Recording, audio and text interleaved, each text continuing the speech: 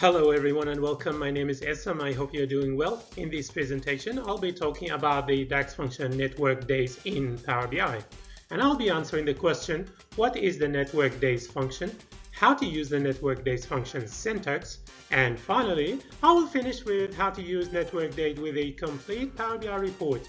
I simplified all the details. So if you're new to Power BI or advanced, there is something for you coming up next.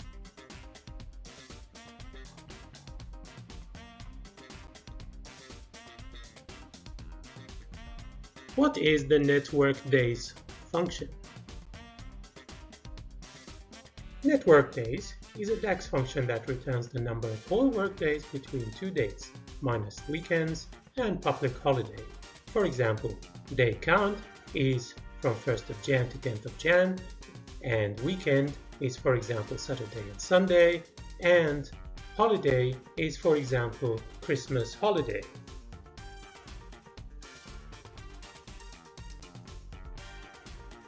How to use network days. In a typical Power BI measure writing scenario, you will create a measure to count days between two dates as illustrated in this measure. The function network days has four parameters. The first one is date from, which is mandatory, for example, 1st of Jan 2022. The second parameter is date to, for example, 10th of Jan 2022, which is also mandatory. The last two parameters are optional. Weekend code requires one code from this list. The default is 1, and you have to select either pairs or one day only from this list, but only one code. The last parameter is a column table called date holiday. You have to specify a column table with holidays added to it.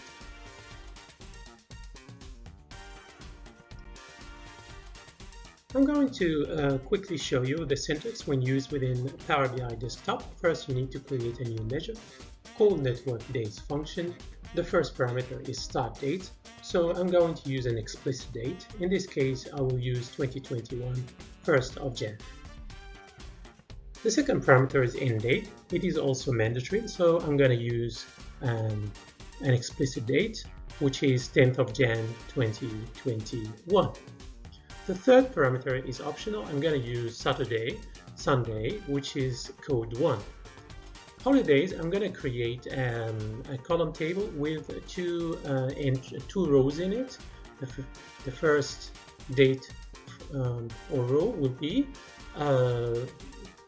5th of Jan 2021.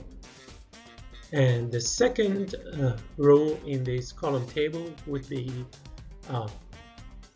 10th of Jan 2021, and that completes the column table itself. Now I'm going to test the measure is working and the function syntax is correct. And once that's done, it's working and it is now successful. Network days using Power BI.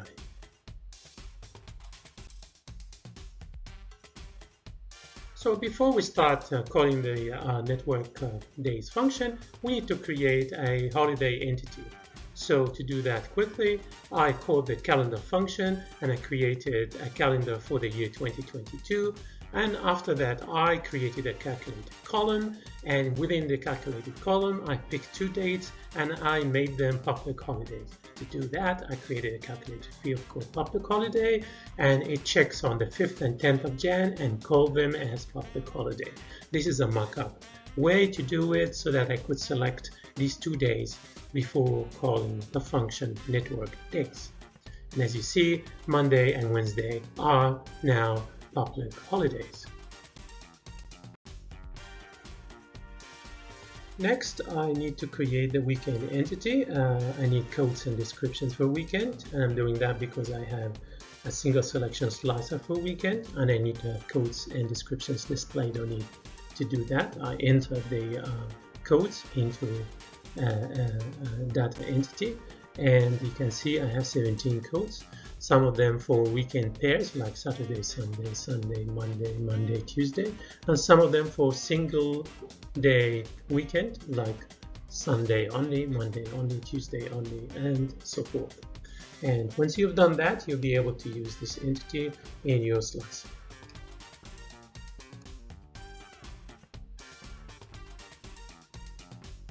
I also created two entities, one for date from and the other is for date to. This will allow me to select a range of dates from two different entities, and they're both using the calendar function to create the dates. The last thing we need to do is to create the day count measure.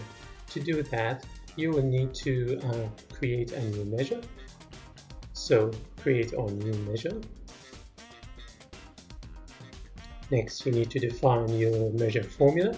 To fast track this, I'm going to copy the code required to do that. And I'm going to paste it. Now you have the day count measure, and it is calling date from the date from entity, date to from the date to entity. It's calling the weekend code from the weekend code entity, and it's calling the holidays from the holiday entity. And finally, what it will do, you notice that the date holiday is using values function to return a column table. Finally, you need to pass all these parameters to the network days, and you should check the code is working successfully by clicking the check mark. Once you've done that, it should be successful, and you can set any formatting required. Otherwise, you can dismiss the screen. And now we need to connect this measure to our visual card just to see the values on the screen. And that completes the building of the day count measure. Test 1. Let's test the day count measure. We're going to specify 1st of Jan as the first field parameter, and the second one is 6th of Jan, day 2, and Monday, Tuesday as weekends, and the count is 3. Let's look at the calendar here. 1st of January is 1 day, Sunday is 2, and 6 is 3. The other days are taken by public holidays and weekends. So the test is successful in this case.